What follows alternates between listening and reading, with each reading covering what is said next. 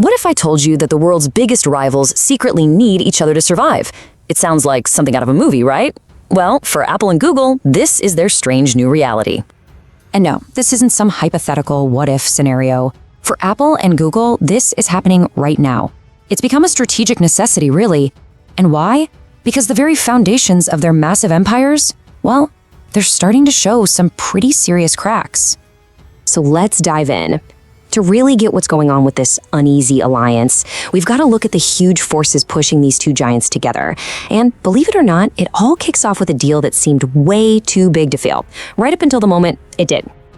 Okay, get this. For years, Google was paying Apple a mind-boggling $20 billion a year. And for what? Just to be the default search engine on every iPhone? But then, bam, in August 2024, a US court dropped the hammer and ruled this whole deal illegal. It was a huge wake-up call, a reminder that even these giants have to play by the rules. And just like that, a massive revenue stream for Apple and a crucial pipeline of users for Google was suddenly at risk.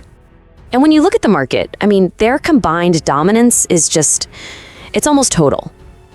But this chart also shows something really interesting. It points to Google's biggest weakness. You see, its massive Android system, it mostly runs on phones made by other companies. That means Google doesn't actually control its own destiny here. The real power? Well, it's with the companies making the phones. So you've got this perfect storm brewing. There are three massive pressures all hitting at the same time. First, the smartphone market is totally saturated. Everyone who wants one pretty much has one. Second, governments all over the world are cracking down, trying to break up their power. And third, the AI revolution is threatening to make their core products, search engines and smartphones, basically obsolete. These forces are pushing both companies way out of their comfort zones, into totally uncharted territory. Okay, so to really get why they're being forced together now, we've got to go back in time a bit. Because here's the crazy part. They started on completely opposite sides of the universe, with fundamentally different playbooks for how to build a tech empire. On one hand, you have Apple. They build this perfect fortress, right? The famous walled garden. They control everything, from the chip inside the phone to the software on the screen, all to create this flawless, premium experience that they can sell for a big profit. And then you have Google, who did the exact opposite. No walls. They built a massive, open, global network. Their goal was to be everywhere, on every device, for free. Why? So they could collect mountains of data and sell our attention to advertisers. And right there, that's the big problem for Apple. Their whole growth model is hitting a massive wall. I mean, think about it. People are holding onto their iPhones for way longer now, simply because, well, they're already great. So you can't just rely on selling a new shiny phone every single year and expect endless growth. That engine that powered them for so long, it's starting to sputter. So, faced with these huge existential threats, what did they do? They started doing something really fascinating. They began stepping on each other's toes, moving into each other's territory. It was a desperate bid for survival. And the result is that these two complete opposites started to look a whole lot more alike. Just look at this chart of Apple's revenue. See that services slice? It's getting bigger and bigger.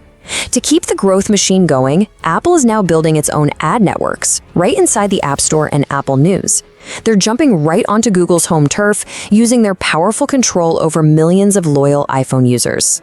Now flip over to Google's side of the street. Their revenue is still just overwhelmingly dominated by ads, and that makes them incredibly vulnerable. Think about it. What happens if people start searching less? What if AI just starts giving us the answers directly? If that happens, Google's entire business model is in serious trouble. So what's Google's move? To protect their main business, they're starting to build their own walls. They're taking their Pixel phone, which used to be kind of a side project, and turning it into a core piece of their strategy. They are pouring money into it to compete head-on with Apple's biggest strength, making amazing hardware. You can see how this is all building up, right? The saturation, Apple pushing into services, Google pushing into hardware, it all leads to the most critical battleground of our time, artificial intelligence. And this is where their rivalry and their strange partnership become completely inseparable. The whole generative AI explosion, it kind of caught everyone by surprise, including Apple and Google. It put both of them on the back foot, a little defensive. And it's what forced them into what is easily their most significant and, frankly, most surprising partnership ever. I mean, Apple, the company that is famously private and wants to control everything, had to make a pretty stunning admission. They were behind in the AI race. So instead of building their own core AI brain from the ground up, they did the unthinkable. They decided to license one from their biggest rival. And this table just captures the whole dynamic perfectly. This deal smashes together Apple's biggest strength, privacy, keeping your data right there on your device, with Google's biggest strength, just raw, cloud-based power that's been trained on an entire universe of data. You can think of it like this. Apple's AI wants to be your perfect private personal assistant. Google's AI wants to be the world's most powerful brain. They couldn't be more different, and that is exactly why this partnership makes a weird kind of sense. So why'd they do it? Well, this whole deal is really a defensive masterstroke for both of them. For Apple, it buys them precious time to catch up on their own AI, while giving Siri a massive, instant upgrade. For Google, it gets their AI into the hands of millions of really valuable Apple users. And this is huge, it strategically blocks a major competitor like OpenAI from getting inside Apple's walled garden. And all of this brings us right to the heart of it, the central idea of this bizarre new era, the frenemy relationship. Right now, they are indispensable partners and existential rivals, all at the same time. It's a total paradox. The best way to think about it is like a state of mutually assured codependency. It's like they're two rival mountaineers roped together, dangling from an impossibly high cliff face. Neither one can cut the rope because if they do, they both go down, but you can bet they are both scrambling to be the first one to reach the top. They are literally forced to work together just to survive. And this timeline really shows you just how fast all of this has happened. What used to be a really clear-cut division, Apple does hardware, Google does ads, has now turned into this incredibly complex dance of competition and collaboration. But let's be clear, this is not a permanent alliance. It's a temporary truce, a ceasefire in a much longer war for who gets to control the future of tech. So all of this leaves us with one last, really critical question. In this new world where the line between friend and foe is completely blurred, where these two giants are tangled up more than ever, who really holds the power? In this unstable peace, who's the real winner? Is it them or is it you? If you enjoy this video, please like, share, subscribe and hit the bell to the later update from my channel.